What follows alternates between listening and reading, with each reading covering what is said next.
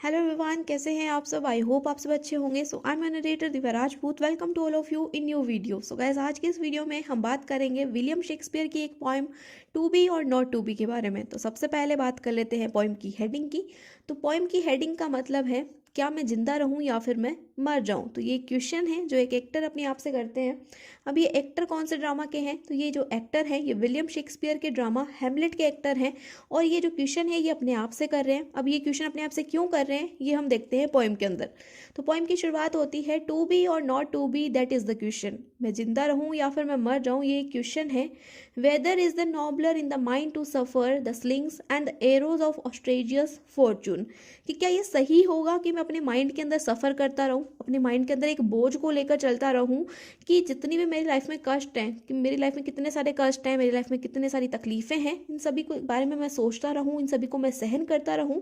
या फिर or to take arms against the sea of troubles, या फिर जो है मैं हथियार उठा लूं उन सभी ट्रबल्स के खिलाफ जो मेरी लाइफ के अंदर है।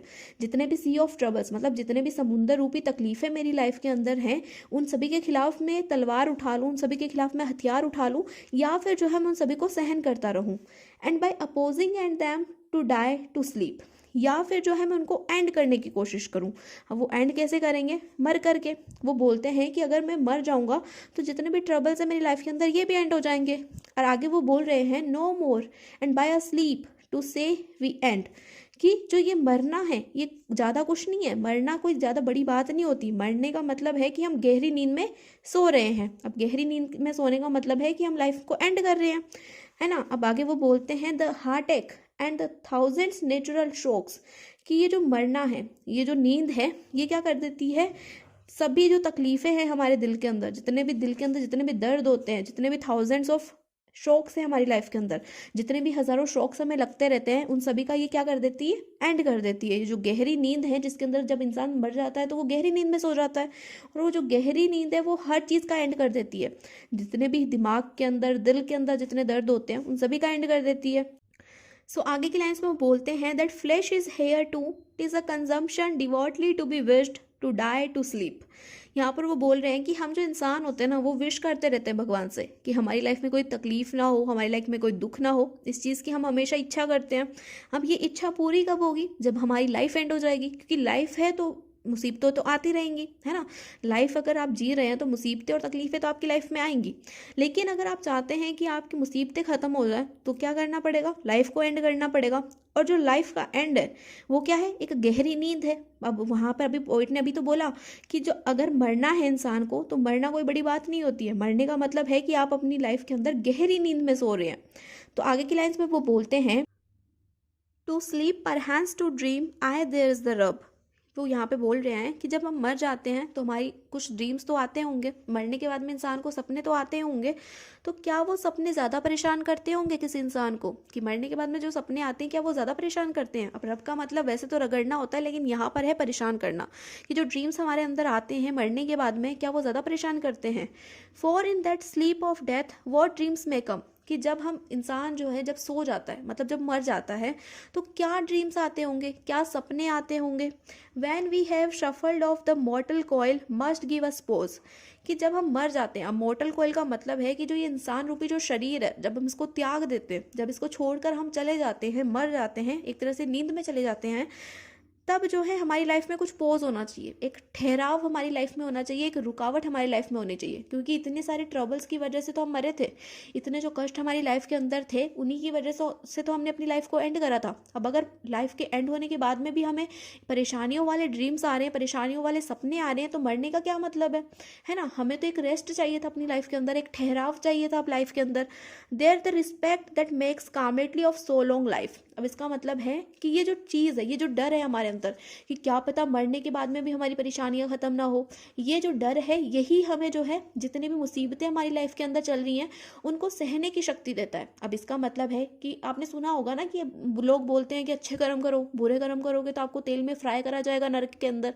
तो ये जो डर होता है कि हम तेल में फ्राई होंगे नर्क के अंदर जाकर, ये जो डर है ये हमें शक्ति देता है कि हम जो है जितनी भी लाइफ के अंदर परेशानियां हैं, जितनी भी रुकावटें हैं, उनको सहन करें। ये जो डर है कि मरने के बाद में नर्क में तेल में फ्राई होना पड़ेगा, वही चीज़ हमें शक्ति दे रही है ना। तो इसलिए तो हम क्या कर रहे हैं, जो लाइफ में जितने भी कष्ट आ रहे हैं, जितनी भी तकलीफें आ रही हैं, उनको सहन कर रहे हैं, है ना।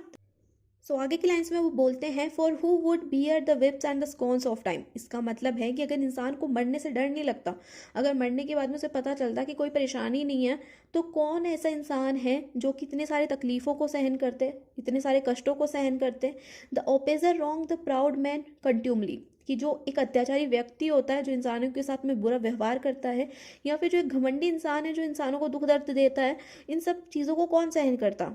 The pangs of despised love and the law delay, कि जो अनकंडीशनल लव होता है, जो एक इंसान एक दूसरे से कंडीशनल लव करते हैं, अगर वो कंप्लीट नहीं होता है, अनकम्प्लीट रहता है, तो उसका जो दर्द होता है उसको कौन सहन करता। और जो लो है, जो हमारी कानून व्यवस्था है, जैसे कि हमने देखा होगा कि केसेस जो है कोर्ट के अंदर चलते हैं और वो बहुत ज़्यादा लंबे समय तक चलते रहते हैं, तो उनके रिजल्ट आने का वेट कौन करता। अगर उसे पता होता कि मरने के बाद में ये परेशानियां खत्म होने वाली हैं, तो वो इन सब चीज़ों का वेट क्यों करते।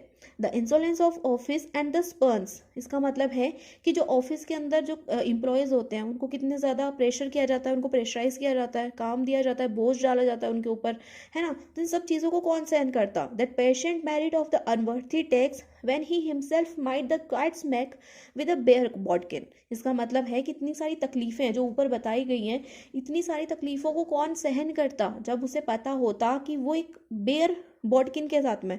अब बॉडकिन का मतलब है नाइफ, कि एक चाकू से ही अगर वो इन सब परेशानियों को ख़त्म कर सकता है, मरने के बाद में इन सभी परेशानियों को वो ख़त्म कर सकता है, तो इन सब परेशानियों के साथ में वो क्यों जीता, क्यों इन सब परेशानियों को सहन करता एक व्यक्ति, है ना। यही तो क्वेश्चन है कि अगर हम एक चाकू के साथ में अपनी ज़िंदगी को ख़त्म कर सकते हैं, ज़िंदगी के साथ में सभी परेशानियों को ख़त्म कर सकते हैं, तो क्यों हम इन सभी परेशानियों को, इन सभी तकलीफ़ों को सहन करें, है ना। हु वुड फाडल बियर, कौन ऐसा व्यक्ति है जो इन सभी को सहन करना चाहेगा। फिर आगे की लाइन्स में वो बोलते हैं to grunts and sweat under a weary life but that the dread of something after a death. इसका मतलब है, ग्रांट्स का यहाँ पे मतलब होता है चीखना और स्वेट का मतलब है पसीना। तो यहाँ पर वो बोलते हैं कि जितने भी चीखना चिल्लाना हम करते हैं लाइफ के अंदर, जितनी भी लाइफ के अंदर जितनी भी दिक्कतें होती हैं, इन सभी को हम सहन क्यों करते हैं। इन सभी को हम इसलिए सहन करते हैं क्योंकि हमें डर लगता है कि क्या पता मरने के बाद की लाइफ कैसी होगी, क्या पता वहाँ पर ज़्यादा परेशानियाँ हो, इसलिए जो भी चीज़ें हमारी लाइफ के अंदर होती हैं इनको हम सहन करते हैं। The undiscovered country from whose bourn the not traveller return puzzle the will. इसका मतलब है अनडिस्कवर्ड कंट्री का यहाँ पे मतलब है कि जो मरने की बाद की ज़िंदगी है, जो मरने के बाद का जो लाइफ है, जो स्पेस है, वो पता नहीं कैसा होगा, हमने उसको डिस्कवर नहीं किया अभी तक, हमें पता ही नहीं है। जो भी उस सीमा के अंदर जाता है, उस कंट्री की सीमा के अंदर जाता है, वो वापस नहीं आता। अब मरने के बाद में कोई इंसान वापस थोड़ी ना आता है, तो जो भी इंसान जाता है वो वापस नहीं आता है। तो वो जो पजल है, वो जो पहेली है, वो सॉल्व नहीं हो पाई है कि मरने के बाद की ज़िंदगी कैसी होती है। इसलिए हमें क्या लगता है, डर लगता है, और इसलिए हम अब लाइफ के अंदर जितनी भी परेशानियां हैं उनको सहन करते हैं। आगे वो बोलते हैं and makes us rather bear those ills we have than fly to other that we know not of. इसका मतलब है कि यही जो चीज़ें हैं, यही जो डर है, ये हमें सहन करने की शक्ति देता है। यही हमें बोलता है कि सहन करो, जो भी चीज़ें तुम्हारी लाइफ के अंदर हो रही है उसको सहन करो। और हम जो है डरते हैं फ्लाई करने से, दूसरी जगह पे जाने से हम डरते हैं, अपनी लाइफ को छोड़ने से, इसको ख़त्म करने से हम डरते हैं, और उन चीज़ों को हम सहन करते हैं। फिर आगे की लाइन्स में वो बोलते हैं thus conscience does make cowards of a soul. अब यहाँ पर कावर्ड्स का मतलब है कायर होना। तो यहाँ पर ये बोला गया है कि जो अंतरात्मा होती है वो हमें क्या बना देती है, कायर बना देती है। अब जो भी हमारी सोच है, हमारा जो डर है कि मरने के बाद की जो लाइफ है पता नहीं कैसी होगी, क्या पता परेशानियां ज़्यादा बढ़ जाएं, तो ये जो सोच है हमें कायर बना देती है। And thus the making hue of resolution is skilled over with the pale cast of thoughts. अब यहाँ पर क्या बोला गया है कि जो हमारे मरने का जो दृढ़ संकल्प था, अब जो मरने का दृढ़ संकल्प है उसको व्हाइट कलर के साथ में कंपेयर करा गया है कि जो सफ़ेद रंग है वो क्या है, मरने का दृढ़ संकल्प है। तो ये सफ़ेद रंग चेंज हो जाता है पीले कलर में। अब पीला कलर किसको रिप्रेजेंट कर रहा है, पीला कलर यहाँ पर रिप्रेजेंट कर रहा है सभी थॉट्स को, जो हमारे दिल में थॉट आ रहे थे, हमारे दिल में डर आ रहा था कि क्या पता लाइफ कैसी होगी, उस थॉट को किस में कंपेयर करा है, पीले रंग से कंपेयर करा है। तो यहाँ पर बोल रहे हैं कि जितने भी हमारे संकल्प हमने लिया थे मरने के, वो चेंज हो रहे हैं हमारे डर में कि क्या पता लाइफ कैसी होगी। आगे वो बोलते हैं an enterprise of great pitch and movement with this regards their current turn away. अब इसका इसका मतलब है कि जो हमारे जितने भी संकल्प हमने लिए थे, बड़े बड़े जो हमने संकल्प लिए थे कि हम मर जाएंगे, सारे कष्टों को खत्म कर देंगे, वो संकल्प जो है हमारे चेंज हो गए। वो उन्होंने क्या, अपना पाथ जो था, अपना जो डायरेक्शन था वो चेंज कर लिया। और अब वो सोच रहे हैं कि क्या पता, जब उन्होंने ज़्यादा सोचा, जब हमने ज़्यादा सोचा कि मरने के बाद में शायद हमारी जो परेशानियां हैं वो ख़त्म नहीं हो पाएंगी, तो हमने क्या करा, एक तरह से डर पैदा कर लिया अपनी लाइफ के अंदर। और उस डर ने हमारे जो संकल्प था उसको चेंज कर दिया। अब हम मर नहीं सकते, है ना, हमें डर है कि मरने के बाद में परेशानियां बढ़ेंगी, तो अब हम मर भी नहीं सकते। And lose the name of action, और इस चीज़ ने क्या करा, हमारे डर संकल्प को ख़त्म कर दिया। सो यहाँ पर आपकी पोएम भी जो है एंड हो गई है, एंड मैं आपकी नरेटर जो हूँ यहाँ पर इस पोएम को एंड करने वाली हूँ। तो अगर वीडियो अच्छी लगी हो तो वीडियो को लाइक ज़रूर करना, चैनल को सब्सक्राइब करना बिल्कुल भी मत भूलना। और अगर आपको ऐसी ही कोई और पोएम की एक्सप्लेनेशन चाहिए तो आप जो है कॉमेंट सेक्शन में कॉमेंट कर सकते हैं पोएम का नाम, मैं उसके ऊपर ज़रूर वीडियो बनाऊंगी। तो मिलते हैं नेक्स्ट वीडियो में दोबारा से, तब तक के लिए बाय बाय, टेक केयर।